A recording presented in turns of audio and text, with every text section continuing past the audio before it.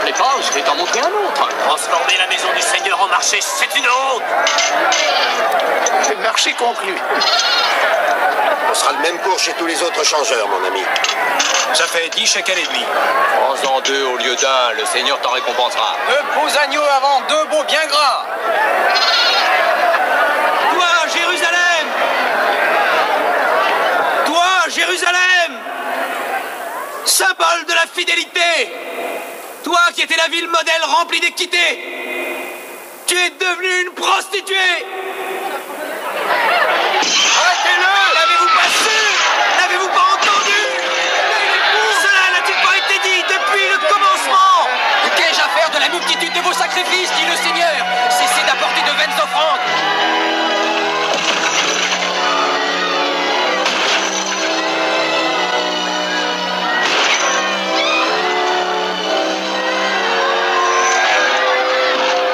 Mes pièces d'or! Rendez-moi mes pièces d'or!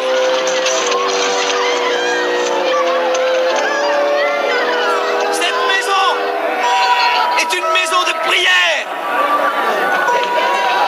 Et vous, vous en avez fait une caverne de voleurs. C'est un fou. Ce n'est pas un prophète. Regardez-le. Je suis venu dans ce monde pour donner la vue à ceux qui ne peuvent pas voir.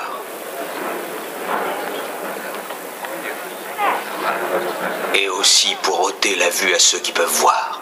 Ai-je bien compris ta pensée? Selon toi, nous qui sommes des justes sommes aveugles. Si vous étiez aveugle, alors vous seriez purs et sans péché. Mais tant que vous dites « nous voyons », votre péché demeure. Cet homme-là est possédé du démon. C'est un imposteur, un fanatique, un fou, un menteur. Malheur à vous, scribes et pharisiens, hypocrites que vous êtes, parce que vous fermez aux hommes le royaume des cieux. Vous n'y entrez pas vous-même, et vous n'y laissez pas entrer ceux qui le désirent. Conducteurs aveugles. Vous coulez un insecte, et vous avalez un chameau. Vous vous pliez devant la lettre de la loi, et vous trahissez le cœur de la loi. Justice, miséricorde, fidélité. Vous ressemblez à des sépulcres blanchis qui paraissent beaux au dehors, mais qui au-dedans sont pleins d'ossements, de morts et de toutes espèces d'impuretés. Vous voyez ces pierres? Eh bien, je vous le dis en vérité, il ne restera pas ici pierre sur pierre qui ne soit renversée. Votre maison sera laissée triste et déserte. Elle sera le domaine des lézards et des araignées. Serpents, race de vipères, comment échapperez-vous au châtiment de la géhenne?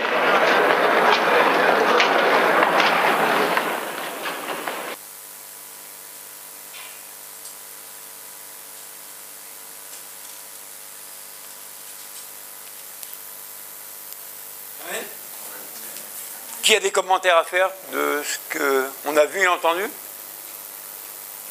Ça parle de quoi cette vidéo? Ben, on a des bouches ou on n'a pas des bouches? Ou je vous fais peur? On parle d'un temple. Et qu'est-ce qui se passe dans ce temple-là? Il y a des vendeurs de pigeons. Et qu'est-ce qu'il y a encore? Des brigands. Mais exprimez-vous. C'est un marché, quoi, en quelque sorte. Ben, ils font voilà, c'est un marché. Qui dit encore? Allez. On est là pour comprendre et apprendre. Amen. On n'est pas là pour se faire du mal. C'est un marché où on trouve tout ce qu'on veut. Bon, regardez. C'est un temple dédié à quoi? À la prière. À la prière. Et qu'est-ce qu'ils en ont fait? Voilà. Et est-ce que Dieu les a laissés continuer à faire? Est-ce qu'il a dit, oh, c'est pas grave, faites business, vous avez faim, c'est normal? Qu'est-ce qui s'est passé? On a vu ensemble, qu'est-ce qui s'est passé? Qui était intervenu là? C'est Jésus, hein? C'est Jésus, oui, c'est Et est-ce que Jésus leur a parlé gentiment? Oh monsieur, tu ne peux pas déplacer tes pigeons pour que je puisse venir prier. Quelle est l'attitude de Jésus dans cette vidéo? La colère. Amen. Ça, c'est une petite miette, un petit aspect de la colère de Dieu qui va se manifester. C'est pas grand-chose. Hein. C'est bien de dire Dieu est amour, Dieu est bon, tout ça, ça on aime bien entendre. Mais regardez ce qui se passe quand la colère de Dieu se manifeste. Est-ce que Dieu peut accepter qu'on souille son temple? Est-ce que Dieu est d'accord qu'on souille son temple et il ne dira jamais rien? Moi, je vous pose la question. On est adulte, on est grand, on doit savoir répondre à ça. Il acceptera pas. Dieu, c'est pas notre camarade, hein. C'est pas nous qui le commandons. Hein. Il nous a laissé ça. Est-ce qu'on suit ça? Non. Vous savez, on a pris 15 jours, 2 semaines d'intervalle de jeûne et de prière. On ne l'a pas fait pour dire que nous, on est une église qui jeûne. On n'a pas fait ça pour ça. On a eu la conviction qu'il était temps de s'arrêter avec l'église, de jeûner et de prier pour un thème précis. Inquiétude, soucis, tracas, tout ce qu'on veut. Et en contrepartie, chercher Dieu, chercher le royaume de Dieu. Je vous dis, quand j'avais reçu qu'il était temps qu'on s'arrête pour jeûner et prier, j'ai eu la confirmation. Le serviteur Howard, que vous connaissez, l'évangéliste Howard de missionnaire, m'a invité à une réunion Zoom chez lui, avec une vingtaine, trentaine de pasteurs anglais, un peu de toutes les nations. Et à votre avis, quel thème il partage, l'orateur? Sur notre thème de jeûne et prière. J'ai rien dit, dis Dieu merci, tu confirmes. Pourquoi je vous dis que c'est important? Parce qu'on ne peut pas, de nous-mêmes, enlever les mauvaises choses sans l'intervention de Jésus. Regardez, il y avait des prêtres qui étaient dans le temple, qui faisaient office. Ils savaient très bien que dans les parvis, on faisait du deal. Il faut comprendre le contexte. On allait célébrer la Pâque. Donc à la Pâque, ceux qui allaient pour la célébration apportaient des animaux en sacrifice. Ils apportaient leur offrande. Vous comprenez ça? Et celui qui venait de loin, comment il peut faire 300 bornes avec un chevreau ou quelque chose? Il ne peut pas. Par contre, il peut l'acheter avant de rentrer dans le temple. Mais ce n'est pas de vendre l'animal qui était mauvais, c'est d'en faire un bénéfice. Quand Jésus a vu qu'on le trompait, on faisait des bénéfices sur son dos, il a dit non, non, non, non. Moi, je ne suis pas d'accord. La Bible dit, faites tout sans intérêt. On a vu la petite image, le dit, achète 2 points, c'est pour Dieu. Donc, tu te fais de l'argent sur le dos de Dieu. Est-ce que Jésus a accepté ça? Est-ce que Jésus a laissé couler? Aujourd'hui, on laisse tout couler, on dit, ah mon frère, c'est pas grave, c'est jamais grave. On ne veut plus être réprimandé, on ne veut plus être corrigé, on ne veut plus. Jésus, il n'a pas été voir que ceux qui étaient... Il a été voir les responsables du temple, les grands prêtres. C'est à eux qu'il s'est adressé. Et vous croyez qu'il a peur d'eux? Non. Malheur à celui qui appelle le mal bien. Si tu sais le bien et que tu ne le pratiques pas, tu pèches. Amen. Si on est conscient que ce qui s'est passé là, c'est rien par rapport à ce qui va se passer plus tard, au retour de Jésus, on devrait trembler.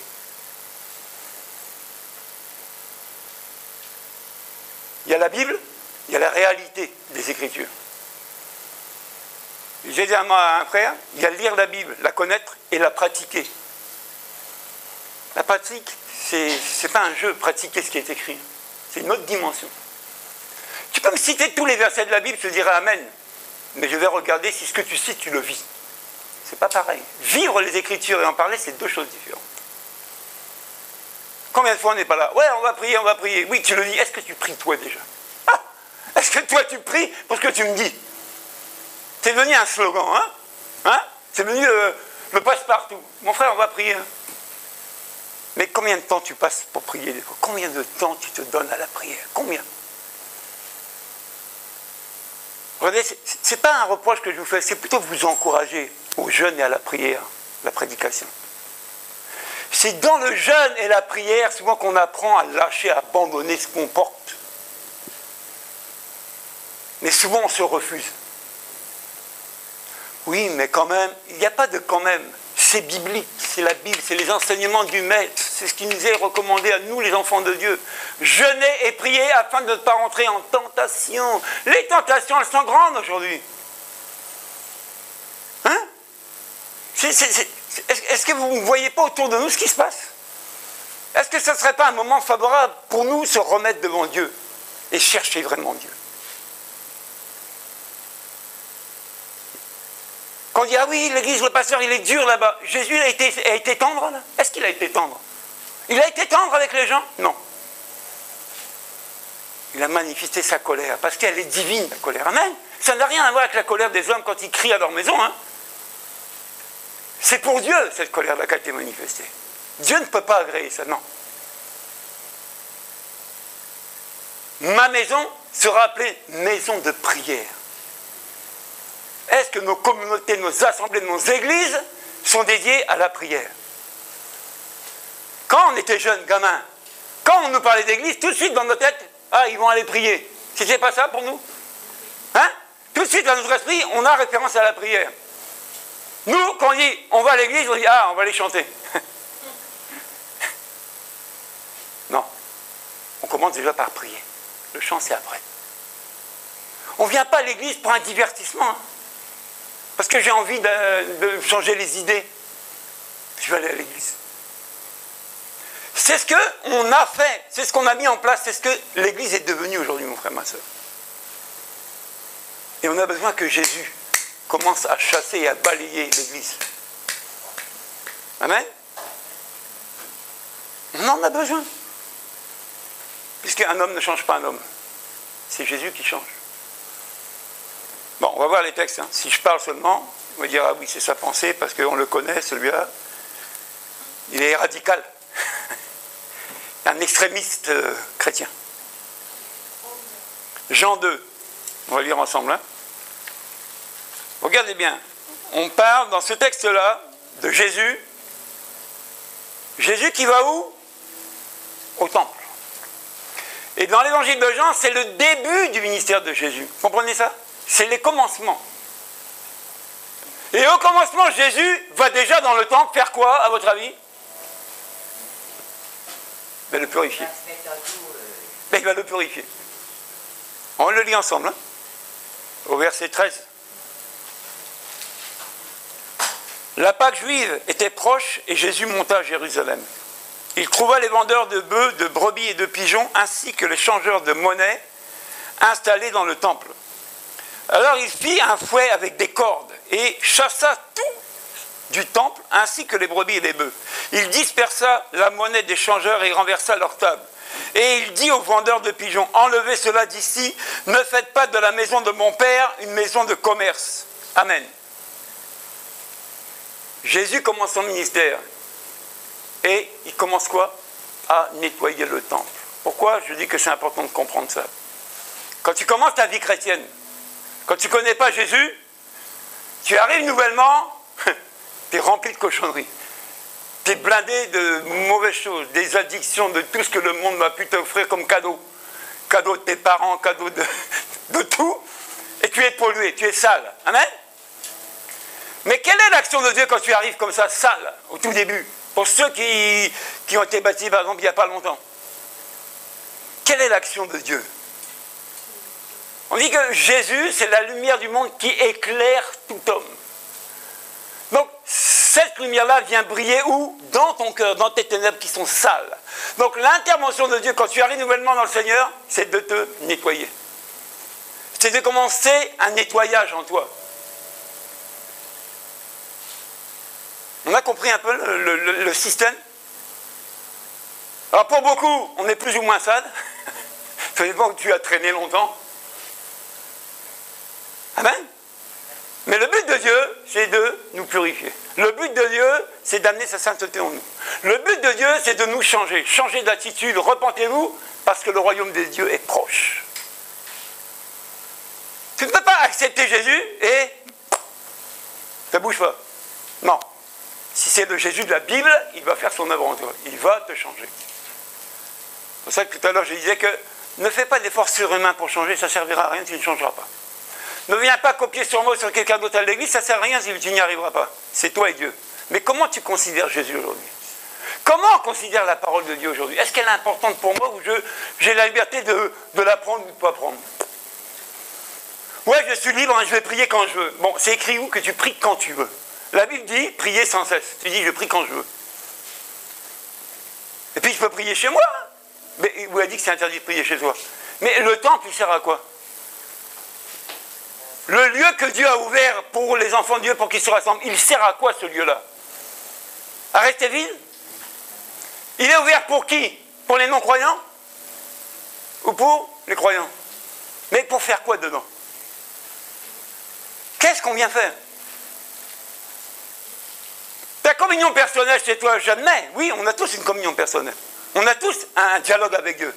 Et gloire à Dieu, heureusement. Mais la communion fraternelle, si tu restes chez toi, tu la pratiques comment? Bon, c'est comme des animaux, tu pries avec ton chien, ton chat. Vous dites, mon chien, il a voulu lire la Bible, il m'a mangé. Je dis, tiens, un lecteur de la Bible. Mais je peux prier avec ma femme, c'est ce qu'on fait régulièrement. Mais c'est pas ça l'Église, amen. C'est l'assemblée des saints, c'est nous tous ensemble, qu'on se met devant Dieu. C'est ça, l'assemblée. Pourquoi il y avait un grand temple à l'époque? À quoi servait ce temple-là? Je vous pose la question. À quoi servent les grands édifices aujourd'hui?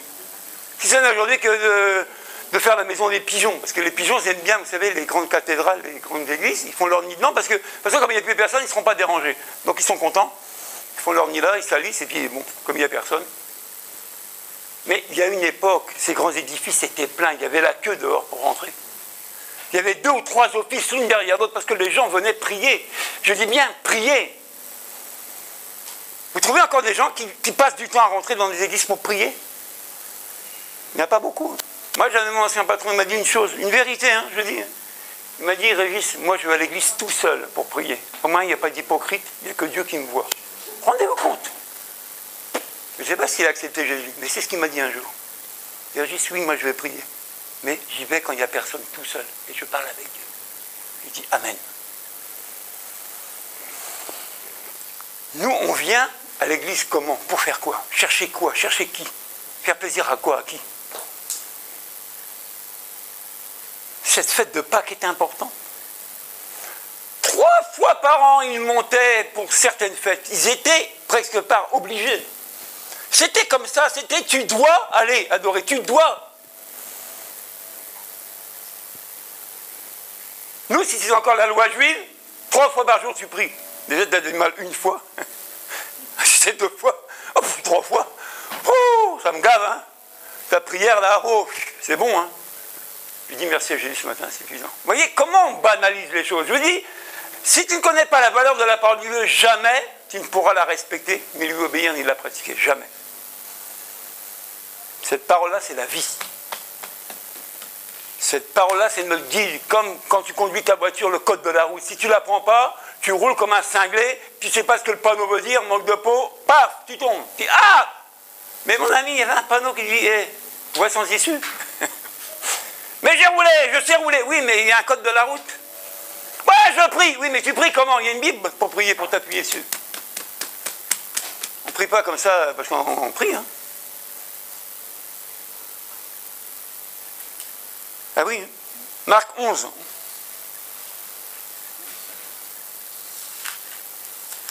Je vous dis, prenez ce message-là comme un encouragement. On a besoin de revenir dans les temps de prière, dans les temps de jeûne. On a besoin de chercher Dieu pour faire sa volonté. On est trop pollué par le monde, par Internet, par les Pierre, les Paul, les Jacques. Ça nous pollue. On n'a plus de temps pour Dieu. On est trop pollué. Marc 11, au verset 12. Le lendemain, comme il quittait Béthanie, Jésus eut faim. Il aperçut de loin un figuier qui avait des feuilles, et alla voir s'il trouverait quelque chose. Mais quand il fut approché, il ne trouva que des feuilles, car ce n'était pas la saison des figues. Alors Jésus prit la parole et lui dit, que plus jamais personne ne mange de ton fruit, et ses disciples l'entendirent. Ils arrivèrent à Jérusalem et Jésus entra dans le temple. Vous voyez, c'est la 2e fois. se mit à chasser ceux qui vendaient, qui achetaient dans le temple, et il renversait les tables des changeurs de monnaie et les sièges des vendeurs de pigeons. Il ne laissait personne transporter un objet à travers le temple.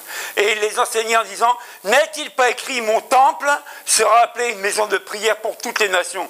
Mais vous, vous en avez fait une caverne de voleurs. Amen. Début du ministère de Jésus, il rentre dans le temple, il le purifie.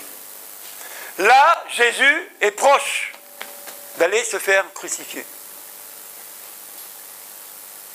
Et de nouveau, il rentre dans le temple. Et de nouveau, il fait la même pratique, il nettoie.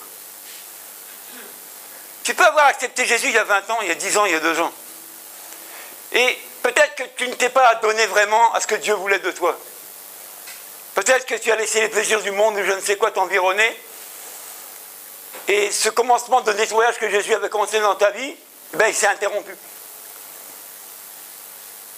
Mais Jésus, lui, il n'arrête pas son action.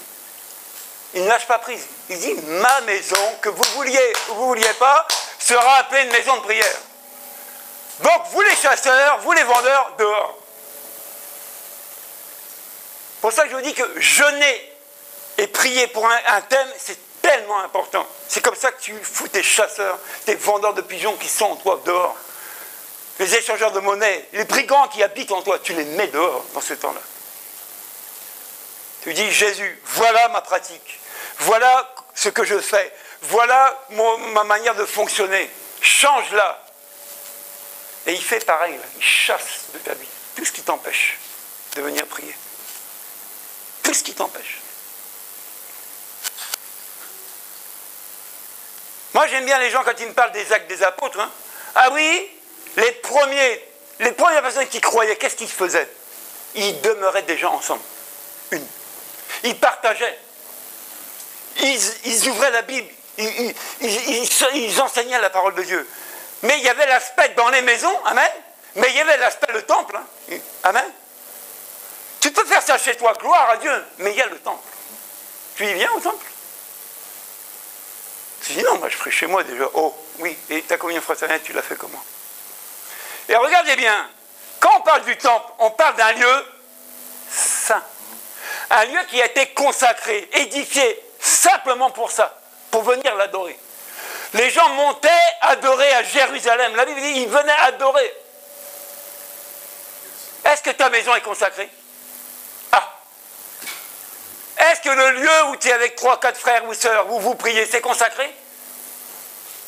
Ou est-ce que dans ce lieu-là, il y a des vendeurs de pigeons, des échangeurs de monnaie qui font enlever? Priez pour prier, je dis faites très attention. Aujourd'hui, on a pour habitude de faire ce que l'on veut. Donc, comme l'assemblée, ça ne me plaît pas, avec les frères et sœurs là-bas, ça ne me plaît pas, je reste chez moi, j'appelle Pierre pour Jacques, venez, on va prier ici chez moi. C'est pas interdit. Mais attention. Est-ce que ton temple là, ta maison a été consacrée à ça? N'oubliez pas, hein, les choses de Dieu, c'est les choses de l'esprit. Hein. Si tes murs sont tapissés de scandales, de mauvais mots, de cochonneries, d'orgies, et que vous vous mettez à prier, je vous dis que ces démons-là, tu vas te les attraper. Si on a prié, hein, quand même, qu'est-ce qui se passe? Moi, je vais vous donner un témoignage. Il y a un frère que j'ai connu il y a longtemps, zélé. Quand le frère allait au pays, on l'appelait pasteur. Il était zélé. Hein. Avec sa femme, ils faisaient des réunions de prière. Et comme ils étaient zélés, ils attiraient les gens. Écoutez bien. Et puis le groupe a grossi, 20-30 personnes dans leur salon. Ils étaient serrés. Ils disent, on va louer une salle. C'est pas mauvais. Mais un jour, pendant un temps de prière, vous savez ce qui s'est passé? Ils ont appelé une personne, ils ont prié, la personne est morte sous leurs yeux. Bon, on fait quoi maintenant? Vous êtes qui? Ah ben on est chrétiens, on prie, hein. Bon, les autorités vont te dire quoi? Elle est où votre responsable ici? Vous êtes qui? Et ce lieu-là, là, vous avez notre autorisation pour faire ça? Rendez-vous compte les problèmes qu'ils ont eu avec ça, la famille sur le dos. On fait comment maintenant? On fait comment dans un cas comme ça? On fait comment dans un cas comme ça? Pour ça, je dis, soyez prudents quand vous entamez des choses. Vaut mieux en faire part à vos responsables qui valident, au moins vous êtes protégés, que de faire ça en cachette et tu es sujet aux conséquences, qui peuvent être très graves. Très, très graves. Régulièrement, avec Sœur Jean-Luc, on prie pour nos églises évangéliques. Pourquoi? Parce qu'on apporte un mauvais témoignage aujourd'hui. On fait ce qu'on veut. N'importe qui se lève, s'établit lui-même et il fait son église. C'est devenu comme ça monnaie courante. Donc on ne passe plus par la Bible, on ne passe plus par la consécration, on ne passe plus par la hiérarchie des apôtres, on n'en veut plus. Mais je dis, le modèle biblique, on l'a de l'église. Pourquoi on ne le pratique pas? On ne veut pas, on ne veut plus. On veut faire ce qu'on veut. Ben, fais ce que tu veux. Mais il y a une chose que tu dois comprendre, et on va le lire ensemble. On n'est pas n'importe qui qu'on a accepté Jésus. Eh oui. 1 Corinthiens 3.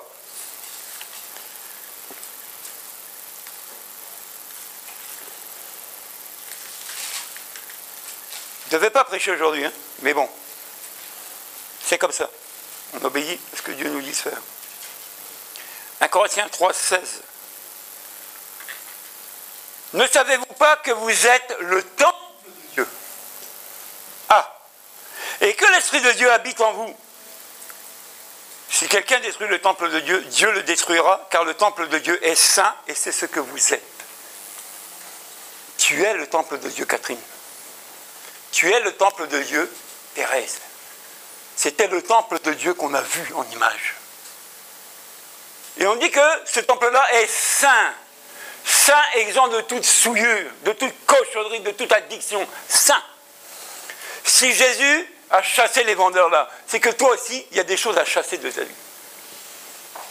Je vous dis, chemin faisant, on marche dans un monde pollué. Oui ou non? Tu vas dans la rue, rien qu'à regarder autour de toi, c'est que des cochonneries partout. Les gens sont dévêtus, les publicités n'ont pas son dessus, c'est que du sexe, excusez-moi de l'expression. Ce n'est que de la bagarre, que de la violence, et la Bible est claire, le mal va s'amplifier, ça ne va pas diminuer, ça va aller de pire en pire ce que l'on voit. Comment tu veux, si tu te prives du jeûne et de la prière et de l'assemblée des saints, comment tu veux résister à ça, mon frère, ma soeur? Dis-moi comment tu vas faire avec tes bras. Au bout d'un moment, ces choses-là ont raison de toi, ça va commencer à te pénétrer par tes yeux. Ça va pénétrer par tes oreilles, et ça va descendre dans tes pensées, et dans tes sentiments. Et au bout d'un moment, ce que tu ne voulais pas faire, tu vas le faire. Parce que tu n'as pas de force. Eh oui, la force est en Christ, tu te prives de Christ. Où est ta force pour résister? Soyons sincères, nous sommes des êtres humains, nous sommes des adultes pour beaucoup. On sait de quoi on parle, hein? Un chat, c'est un chat. On ne peut pas dire, ah oui, mais pas moi, l'autre. Non, non, non. La parole, c'est à toi qu'elle parle aujourd'hui, pas à l'autre seulement. Regardez bien nos vies. Regardez bien à quoi on s'est engagé. Tu es le temple de Dieu. Et il est saint. Il veut la sainteté. Je dis tantôt que de toi-même, tu ne peux pas te changer. Amen? Et je le redis, tu n'y arriveras pas. Mais c'est en passant par la prière. La parole que ces saletés partiront. Mais si tu ne veux pas t'abonner à ça, qu'est-ce que tu veux qu'on dise? Tu viendras toujours voir les mêmes personnes avec les mêmes problèmes qui n'en finiront jamais. On l'a dit dimanche dernier. Tes inquiétudes, au lieu de faire confiance à Dieu, parce que ton Père Céleste connaît tes besoins, tu n'as qu'une pensée, c'est sur tes inquiétudes. Tu les nourris. Ben, à part de nourrir, tu les appelles encore. Mais ils ne vont pas partir. Ils me chient ici. Tous les jours, ils parlent de moi. Je suis la vedette. Ton problème devient la vedette. Ah, regardez ce qui m'arrive. Ma soeur, regarde ce qui m'arrive. Ma soeur, regarde ce qui m'arrive. Mon frère, regarde ce qui m'arrive. Donc tout le monde sait ce qui t'arrive. Et un an n'a pas dit, regarde ce qui m'arrive. Mais c'est pas encore fini. Oui, on appelle les problèmes. Mais si tu viens dans la présence de Dieu, les problèmes partent. Ils ne peuvent pas rester. Amen.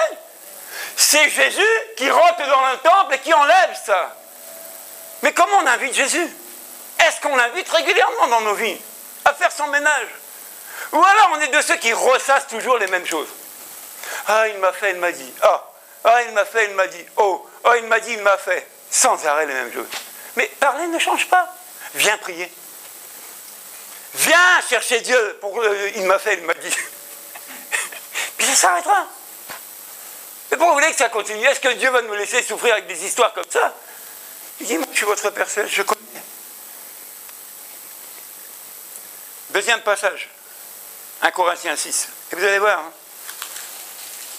C'est des textes qui sont là à notre disposition. Si seulement à la maison on ouvrirait la Bible, on comprendrait beaucoup de choses de ce que Dieu veut de nous. Mais on attend le dimanche pour que le frère prêche.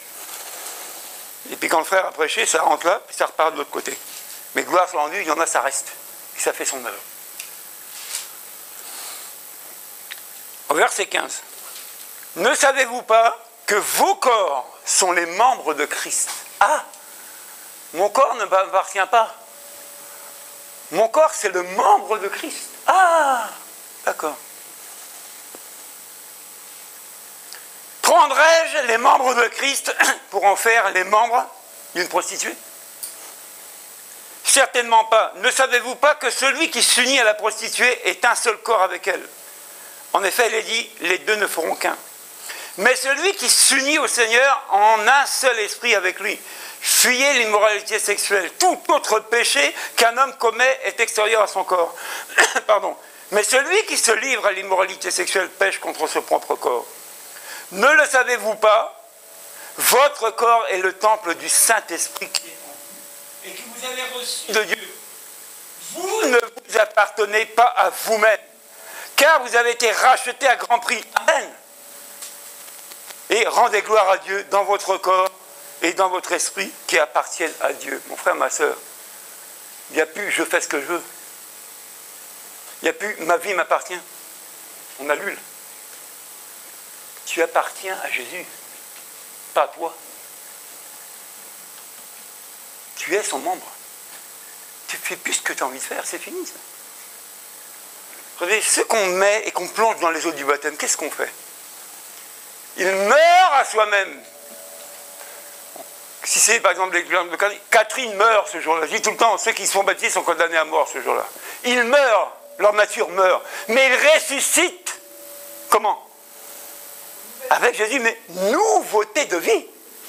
Tu ne peux pas marcher encore avec les anciennes choses tout le temps. Au bout d'un moment, on doit comprendre ce qui se passe. Nouveauté de vie. Et là, tu vas vivre selon Dieu, plus selon toi, c'est basta, c'est fini. Donc le moi-je, il n'y en a plus. C'est Dieu veut.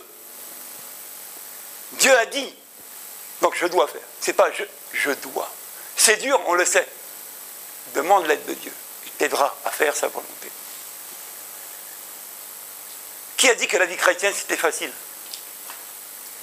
Ou on t'a enseigné que accepte Jésus, tu iras au ciel et tu n'auras aucun problème. Bon, si on te l'a dit, c'est un mensonge. Parce que quand tu lis la Bible, tu seras persécuté. Je lui dis, accepter Jésus, c'est un choix, mais c'est un style de vie aussi. Tu ne peux plus te comporter comme avant. Tu ne peux plus avoir les mêmes fréquentations d'avant, si seulement, c'est pas pour Jésus. Je me fais comprendre. Il y a un pasteur un jour, juste un témoignage pour vous expliquer ce que j'essaie de vous faire comprendre. Un pasteur un jour a été dans une boîte de nuit. Et dans la boîte de nuit, des gens qui le connaissaient en tant que pasteur ont amené l'information à l'église. Comment, je ne sais pas. Ouais, le pasteur là-bas, on l'a vu dans la boîte de nuit. Ouah, la honte! Le dimanche, il prêche, il dit à ses brebis, ses fidèles, et il va en boîte de nuit le samedi. Quelle honte! Mais qui sait pourquoi elle était dans la boîte de nuit? Ah, les gens, pour parler, quand on te voit quelque part, c'est les champions. Ah, non, c'est les champions. Mais cette boîte de nuit qui était boîte de nuit, peu de temps après, est devenue une église. Qu'est-ce que le pasteur a été faire là-bas dans la boîte de nuit? Il a écouté comme tout le monde. Hey. Et puis, les éléphants. Oh, je suis bien. Il a vu tout ça. Et peu de temps après son passage, c'est devenu une église. Si c'est ça, vas-y.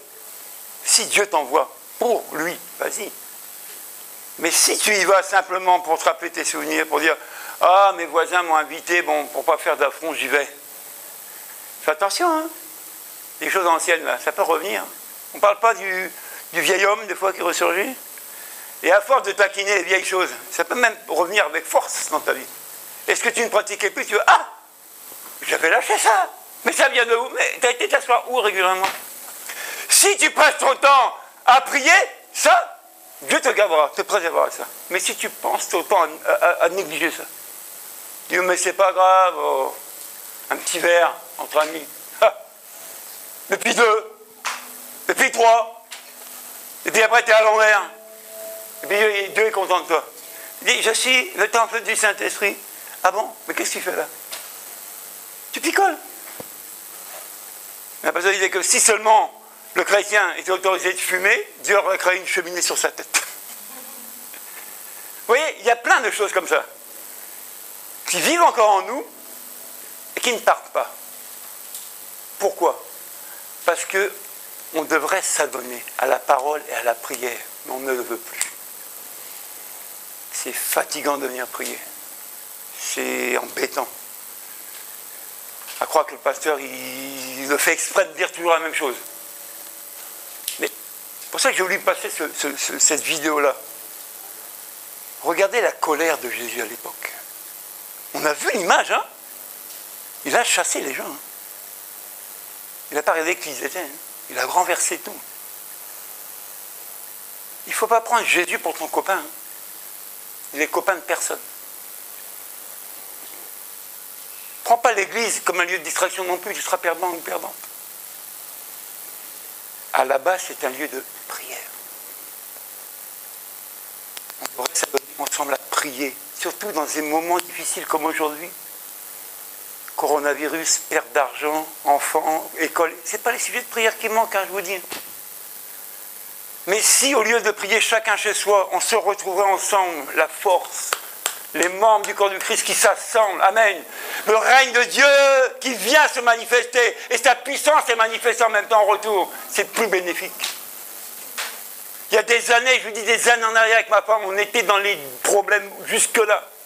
Vous savez ce qu'on faisait? On venait quand même à l'église. On venait nous chercher, j'avais plus de permis, il n'y avait pas de sous.